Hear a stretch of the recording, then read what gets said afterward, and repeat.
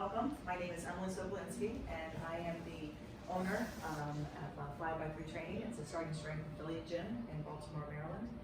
We've been open coming up on 9 years now, this June. So it's been quite a journey the past 9 years. We started with 900 square feet of space in Harbor East, and we expanded in 2014 to 2,000 square feet, and then we just moved it'll be 2 years this July, to Brewers Hill, right over Hayden Street, to a 4,000 square foot space. So we have much more equipment, more space to run our barbell training, to run another program that I call basic training, which is a little bit of everything that we do. So we do quite a bit at 5x3. But most importantly, we focus on strength. We focus on strength training. And today I'd like to talk about why strength training is important, not just for those of us who are in our teens or in our 20s and our 30s, but those of us who are turning 40, who are close to 50, 60, 70, 80, even 90.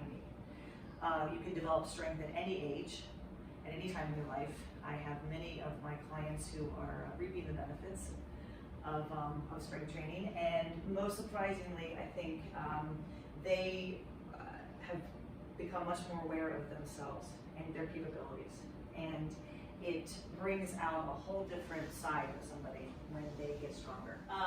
And it is that sense of you get to a certain age and everyone tells you to stop. As the gentleman said in the video, you're old, take it easy. You're not old, you're older. You're older than you were a year ago, 2 years ago, but now you're into leading probably the best part of your life, right? You've got more time, maybe you're retired, maybe you're on the brink of retiring. Now's the time to do even more. So I think the worst advice any older person can give is take it easy, right? Taking it easy doesn't help us walk up the stairs, it doesn't help us carry our groceries or tend to our gardens or shovel snow. In fact, taking it easy can make everything harder, right? When we sit around and kind of say to ourselves, well, I can't do anything anymore, I used to do it in my 20s, my 30s, I might as well just stop. That's probably the worst advice. It's saying, what are some of the challenges of aging? And I think about this now, even with my young people who are starting off at age 30 and age 35, we start to lose muscle mass at age 30. That doesn't sound great. I don't want to think about what's going to happen when I'm 50, 60, 70 if I'm not doing something active now. So for all of us, we start to lose muscle mass. That's number one, just at age 30. Bone mineral loss and osteoporosis, primarily for women. Right? We're more at risk for osteoporosis, for osteopenia. Osteoporosis can't be reversed once we got it. We can make it less. It can stop spreading. It doesn't have to get. It can kind of stay and manage it. I have a client who has osteoporosis, but it's manageable. She went in to see her doctor recently, and he said it's stable. It's not going anywhere. And she's just started strength training about a year and a half ago. Osteopenia, which is another bone disease. I have 2 clients who have it's completely disappeared from their bodies as a result of strength training. It was there, they started training, now it's gone. But hip fractures come from what? Osteoporosis, but yeah, falls, right? We fracture our hip because our bone density is low. Why is our bone density low? Because our bones aren't strong enough, they're brittle, they're getting frail. It's not just about muscle, it's about bones too. Which now, loss of balance and coordination. As we get weaker, we become more stooped, right? We tend to lean over more. That's going to then transfer to more falls. Diabetes, kind of related to heart disease and sedentary lifestyle. We move less, we sit more, we eat more, or we tend to eat maybe more sweets or more junk food. We're going to result in diseases that maybe we haven't had before, and then loss of physical independence. I know that sounds so morbid and hard. We're like, oh my God, I want to just kill myself. Like, thanks, Emily, appreciate it. But this is reality, right? You see So we're going to quickly go through the slides here. Challenges of aging, so loss of muscle mass. You can see a normal muscle on the left here and an atrophied muscle. So that just means, right, less muscle here. And sarcopenia literally means lack of flesh. So as we age, we start to lose muscle mass. I think one of my clients was talking about her skin getting wrinkly at one point when she wasn't eating enough for training. And it was simply because she wasn't physically doing much, so her body started to change. And then once she got back to eating properly again after her trip and training, her body started to react, and all of a sudden her skin was much smoother and more toned. So she's building muscle,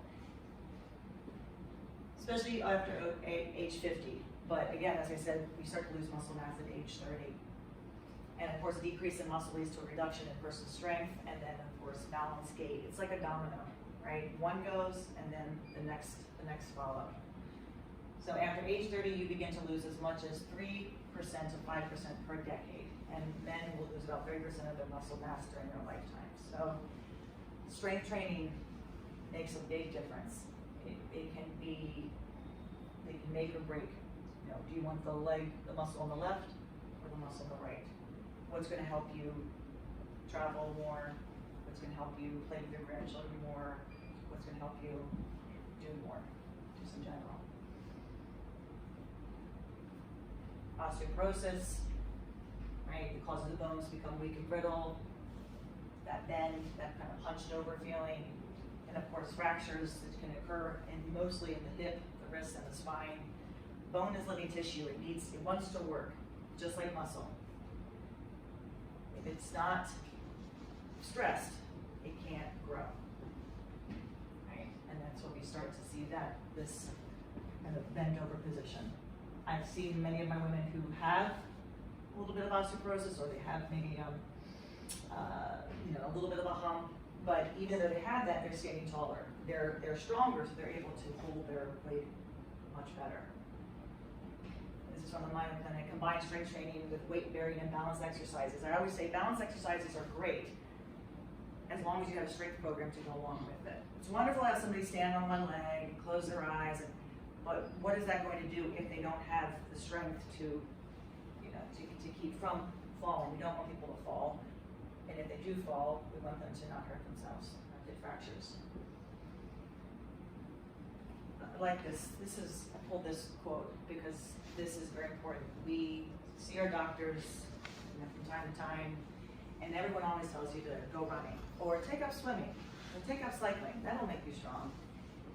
They're good cardiovascular workouts, right? They work your heart. Your heart's a dumb muscle. It doesn't quite know what it's doing.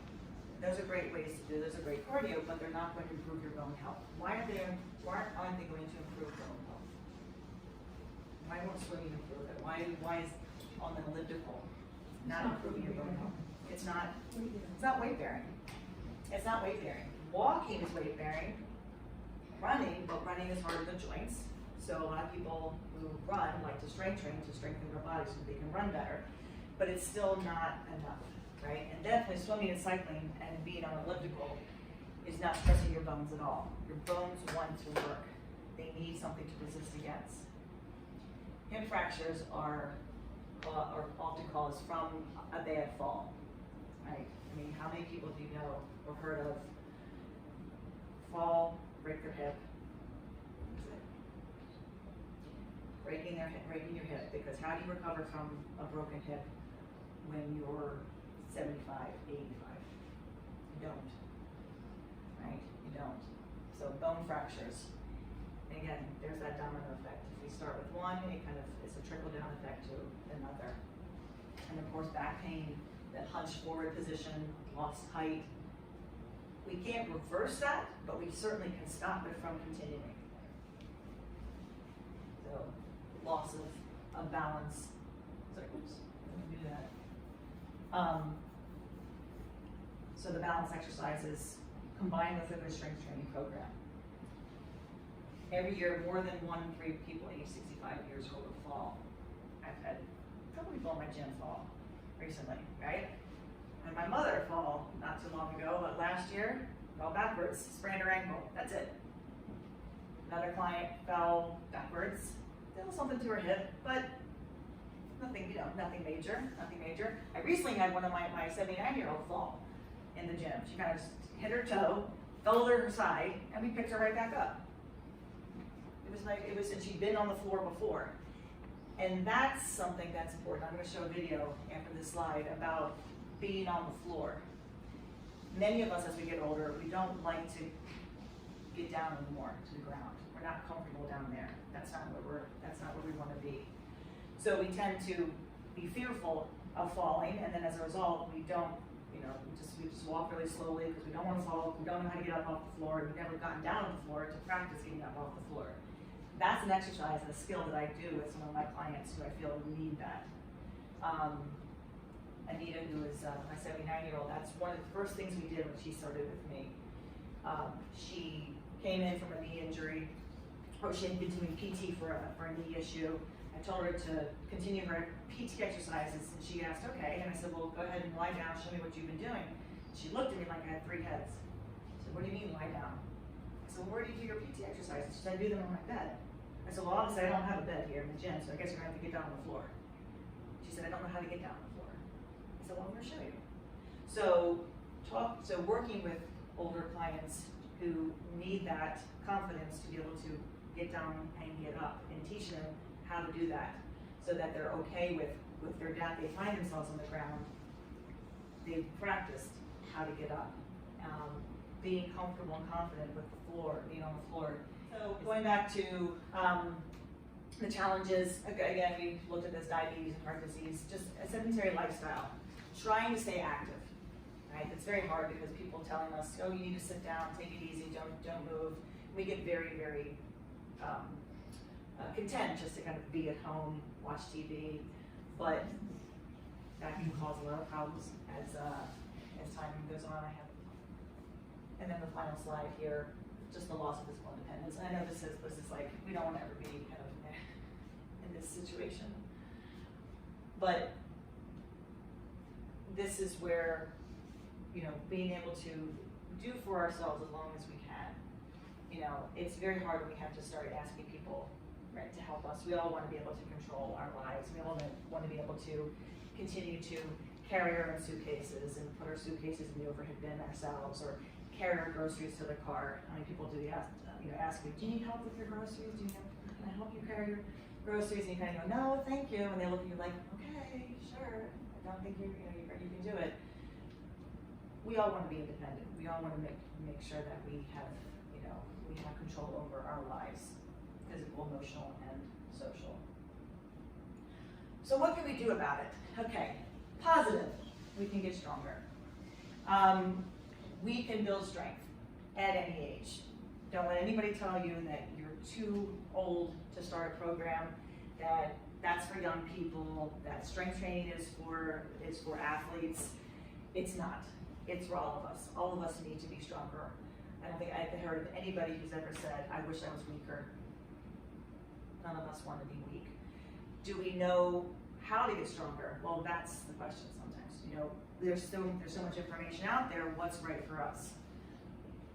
What is the right way to get stronger?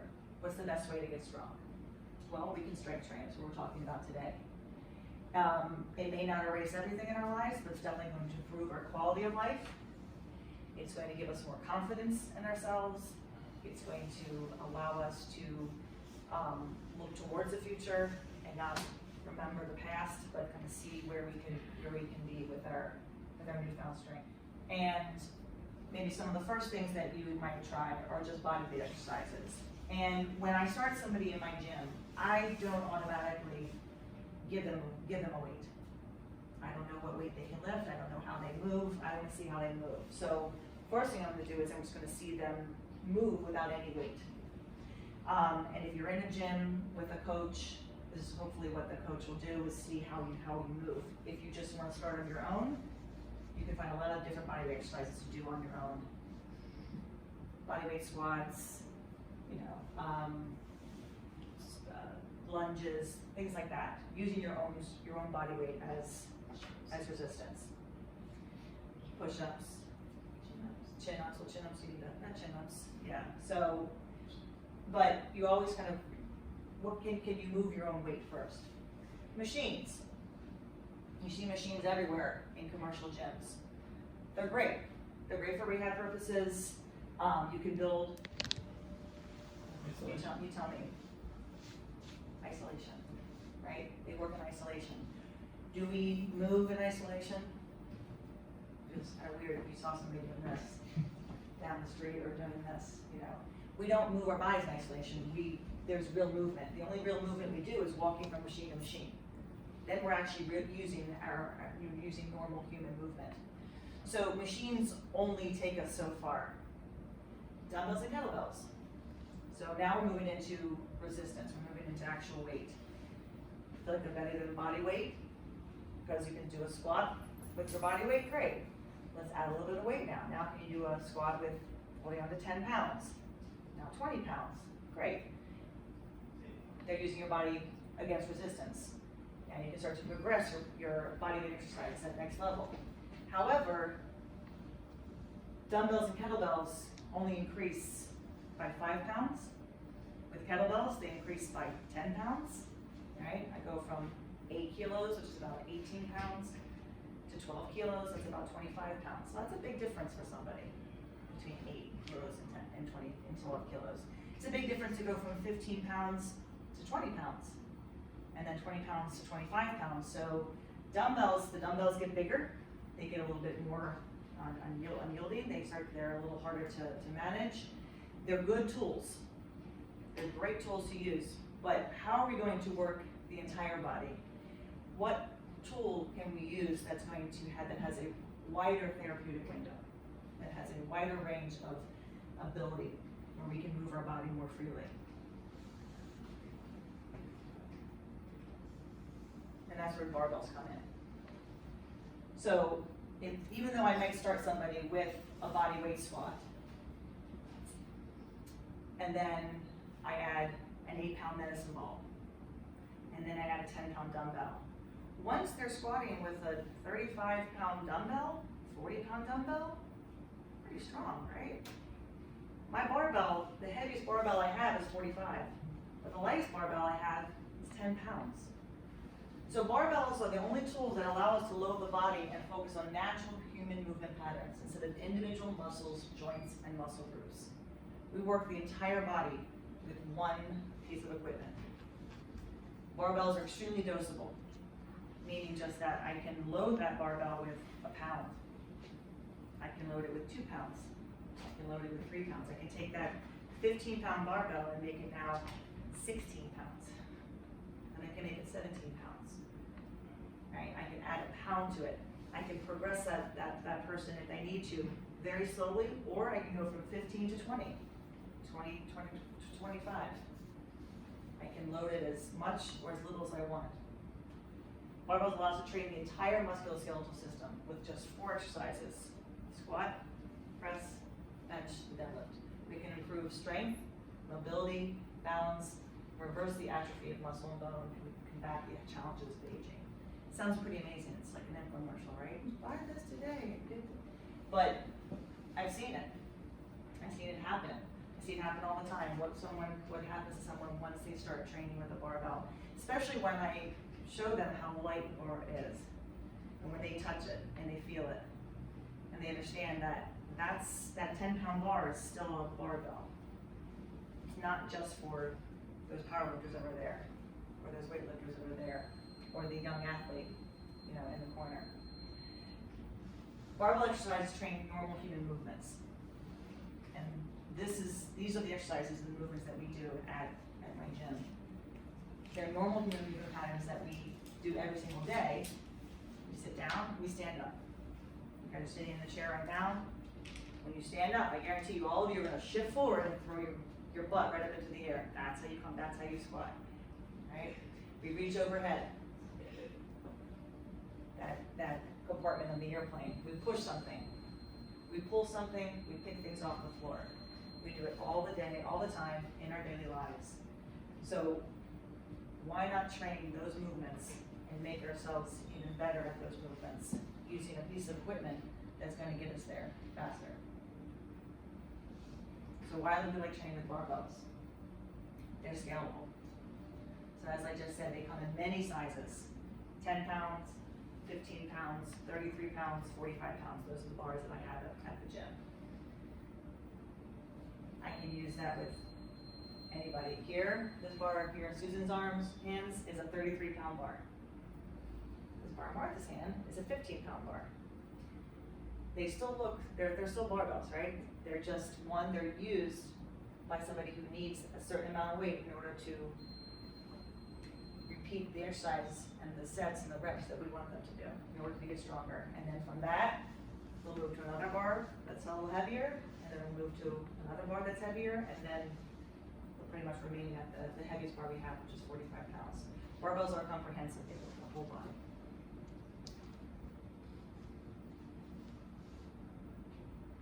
They're specific to our training. We want to get stronger, we want to get stronger, I don't want to say as fast as possible, but in the best way possible, the most efficient way possible. That's what a barbell can be used for. And they're safe. They're safe because they train normal human movement patterns. They allow you to learn how to balance, how to stand on two legs, how to hold weight in your hand, how to hold weight over your head, how to pick up weight, how to squat weight, how to remain in balance while you're moving that weight.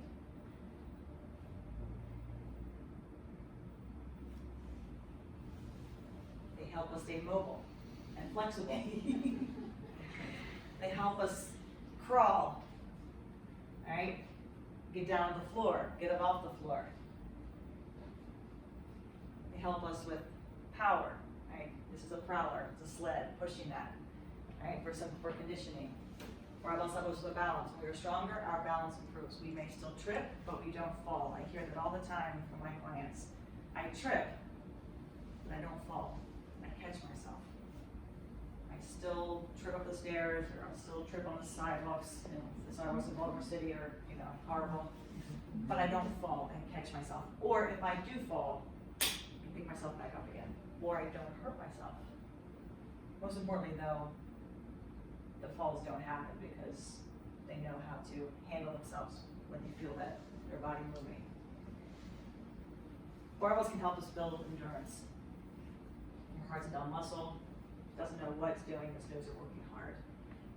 You do a heavy set of squats or a heavy bench press, you're feeling your heart, right? Your whole body has been working to move that weight. Your body, barbells help us build more muscle, stronger bones, and when we have more muscle, our body composition changes. So this is Diana. Diana's 53 now. She started with us when she was about 51, I guess. And yeah, this is her in 2017.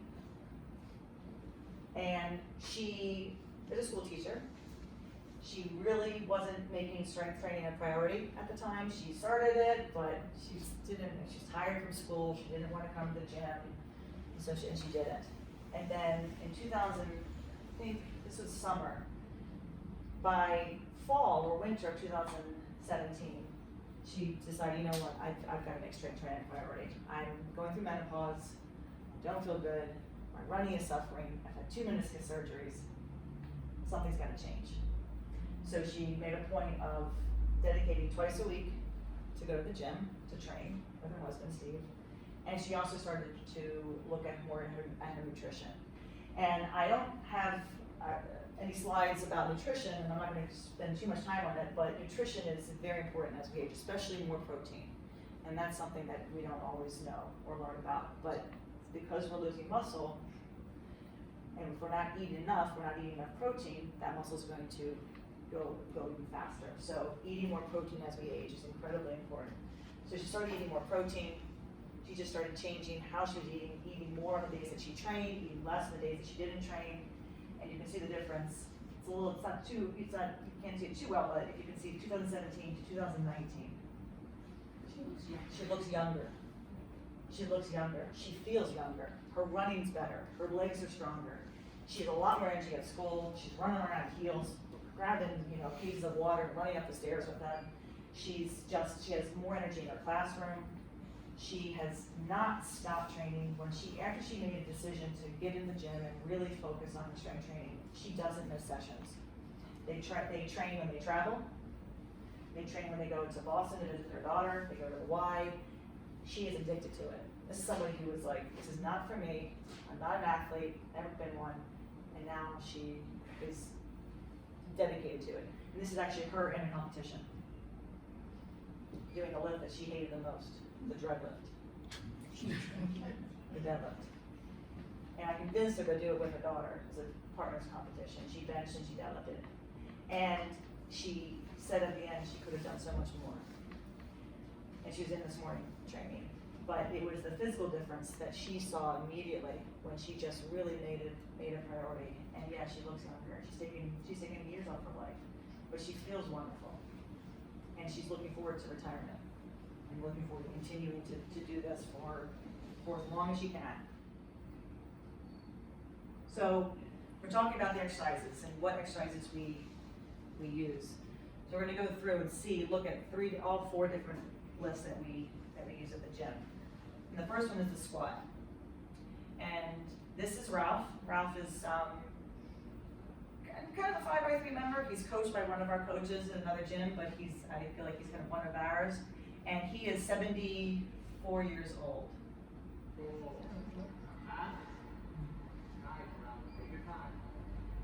So here he is at one of our training camps that we do. And you can see the bars on his back. He's sitting down, he's coming back up. He's got special shoes on that give him more support underneath of him. He's holding the bar tightly on his back. He's listening to the coach giving him cues, or kind of sort of listening, giving him cues. Ralph doesn't always listen very well, but he does, he tries. It's a full body exercise. His arms are working to support the bar on his back. Obviously his legs are working to give the weight up into the air. His feet are planted on the ground. He's pushing his knees out. He's doing a complete and full body exercise. So this is the main lift that we teach. Probably the first thing that everybody learns to do is the squat. Now, when he started, did he start with 225 on his back? No. Probably started with 45 pounds, maybe less than that. So the press is our overhead exercise, and this is Jan performing the press. Jan is 74, she's turning 75 in April, and she holds the bar to her chin, and she basically presses the bar over her head. So you can see normal human movement. We're putting something over her head, bringing it back down, putting it over her head again. She's wearing a belt, and Ralph is wearing a belt too. So the belt is another tool, like the shoes, to kind of give us support. The belt gives us support here in our abs, in our abdominal area, to keep us tighter. We learn how to breathe properly when we press, but sometimes we need a little bit more support. That's where the belt comes in, is work. This is Diana, and Diana is 60. She's performing an exercise called the deadlift. The bar starts on the floor. She's got it on her shins, and then she just basically stands up with it and drags it up her legs. So just like if you're picking an object off the floor, right? Her back is straight, her arms are long, she's using her legs. So we're training, again, normal movement to come off the floor, get it to her hips. And again, she's wearing a belt to kind of keep everything nice and supported. But again, it looks fairly familiar to what you might do every day when you're picking up a box or picking up a bag or moving furniture. That's what we're trying to train here. So the deadlift. And again, the plates that she has on here, these are bumper plates. So they're rubber plates.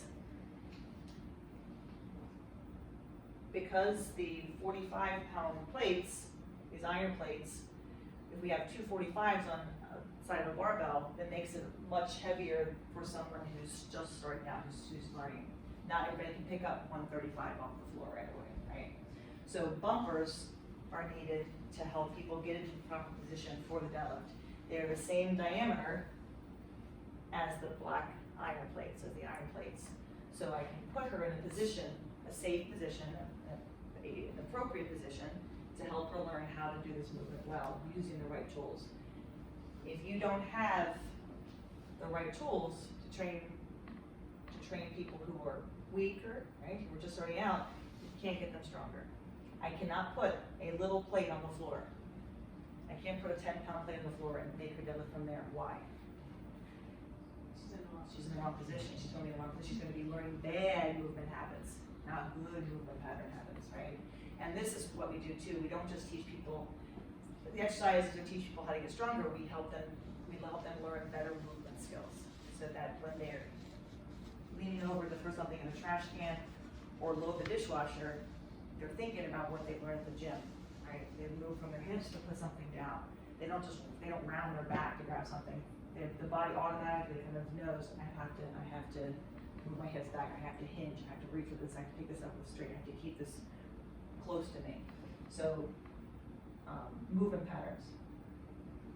And then, so the fourth exercise, the bench, is again an upper body exercise that we teach.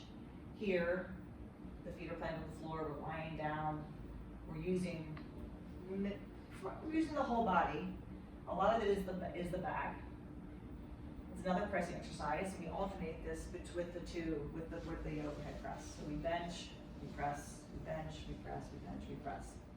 I'm going to give somebody more pressing. So how often do we train? It sounds like there's a lot of exercises to do. How can we get this all into our week? Well, the best thing is that these exercises are full body exercises, so we don't need a lot of time to get stronger. My clients train anywhere between 2 and 3 times a week, given their schedule. Twice a week for many of my clients is just enough stress to allow them to get their training in, recover, and then come back to train again. Because when you're training, you're actually getting weaker, right? You hear people say, "Oh, you don't get stronger in the gym. You get stronger outside the gym." And it's true, you're breaking down those muscles as you're working in the gym. So by the time you leave, you feel good, but you've stressed your body. Now you need to sleep, now you need to eat, now you need to rest, and then you'll come back be a day later, 2 days later, for many of my clients, and they start all over again, and they're stronger, they're recovered, they're ready to do more work.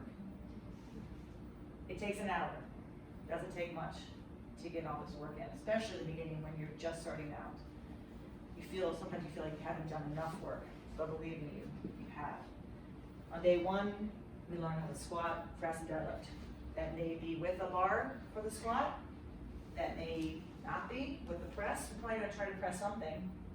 You saw the video of John's, Sully gave him a dowel. I've had people pressing just a wooden bar, just to start, just to learn the movement. The deadlift, most likely you're gonna pick something off the floor. Again, I have such light bars and light bumpers, I can load a bar and make it 15 pounds. 15 pounds, that's not much. We don't realize how much we are able to do. And then day 2, I'm going to teach somebody how to squat, bench, and deadlift. And Claire does all this. My client with cerebral palsy. She squats, she presses, she deadlifts, she benches. I have to modify it, but she does it all. We want at least 1 or 2 days between training sessions to be able to recover, so that our bodies can come back the next day and work even harder. Pretty simple, very effective. So I've got 2 case studies, and we saw Anita getting down before and getting up. But just to kind of recap what we do with clients and how we start them out.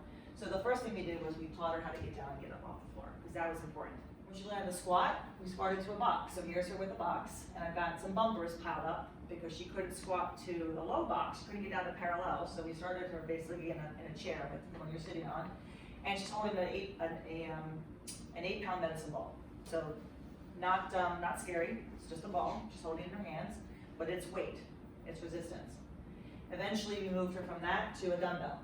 We also started to lower the box. So now she's getting stronger. She doesn't need to squat so high. She can get a little bit lower to the box. We lowered the box, and still added a bumper there. Now, once Nita got to a 25-pound dumbbell, we have a bar called a camber bar. And it's hard to see it, but it's a bar that looks like this. So it's not a straight bar. The bar starts here, then it has kind of metal parts that sides come down, and then sides that go out for the plates. She holds it this way because she can't hold a bar here. And we got her up to 75 pounds with that. So that's the way we progressed toward the squat. And that took a while. That took many months. This is now what she does. This is all she does now. If she squats, we go right to the bar. She's strong enough to handle that. She's great at deadlifting because she's built up her daughter. Her daughter's good at deadlifting, and says Anita. So Anita's worked up to, she's deadlifted up to 140 pounds. And we always can come back to that. That's probably the main lift for her. If she doesn't make it to the gym for reasons, typically the weather, if she does come back, we always deadlift. We will save the squat for another time. This is her main exercise. And for many of my older clients, the deadlift is going to be the primary exercise and not the squat, just because it actually is the most normal human pattern that we do, right? She volunteers a lot. She's picking things up. She needs to be able to do that, right? And it's working her whole body too, just like the squat is. A little less stressful on the knees. She's got some knee issues. So that's why we'll focus on the deadlift with her. Video. So Claire has cerebral palsy, and we started her the end of August of 2018. And same thing, we started with a box, no weight. We started with a high box, we moved to a lower box. Eventually, she was able to hold a ball, then a dumbbell, then a kettlebell, and then we got her under the bar too. So when she got to 25 pounds, the bar went on her back as well. And the left side is the side that's affected, so we have to be mindful of that. That's why she uses the camera bar, same thing for her shoulders. She handles it beautifully. She has no issues with it. The box we keep to make sure that she's gonna go low enough, but not too low because of her leg issues. She does actually 3 different exercises for her shoulder. She does something called a ring press, where we have a bar and 2 rings, and the bar swings up and down for her shoulder mobility. A landmine press is where a bar is kind of placed in the corner, and we press the bar this way. So again, she can't quite get overhead, so we do a modified exercises there. But she does bench. She bench presses very nicely. In the beginning, we deadlifted from mats, meaning we raised the floor up to meet her. So we had mats on the floor to allow her to get into a better position. And then as she got stronger, we took the mats away, and she deadlifts from the floor now. I have a video of her on my YouTube page. She and her husband talking about her progress. It's quite impressive. She had foot surgery in September, end of September. She was back in the gym within 3 weeks, with her cast on, with her scooter. She saw her surgeon recently. Surgeon said she's ahead of schedule. She's all out of the boot.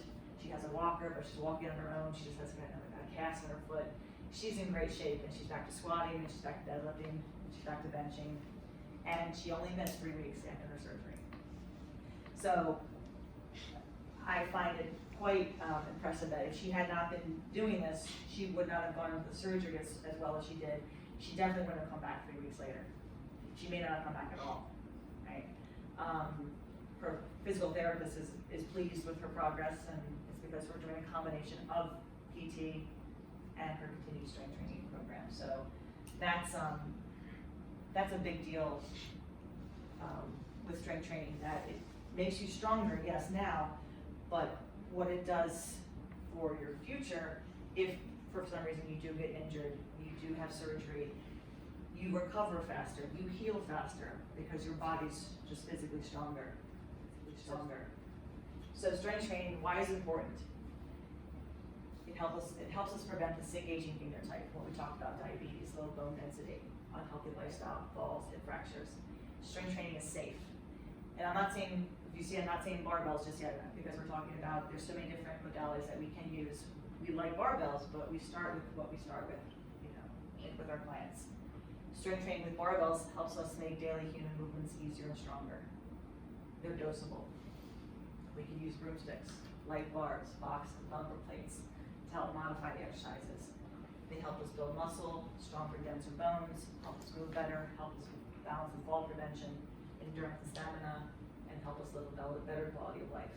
They're simple, they're efficient, and helping us get stronger, faster. You most importantly, strength training is important for all ages, and barbells can be used by everyone. So it's not a tool for the younger people. It's not a tool for powerlifters. It's not a tool for CrossFitters. It's a tool for all of us. It's the tool that we like to use to help our clients move better and get stronger at the gym. Cover it all today. This is my first time presenting this. This is something I've been wanting to do, and I told myself the new year I was going to try to get out and be in front of more people to show what is capable of and how to get more strength training, how to bring strength training to more people. So this is the first, hopefully, of a couple presentations I want to do, and any feedback would be helpful. A clicker and a pointer. Okay. So, clicker and a pointer.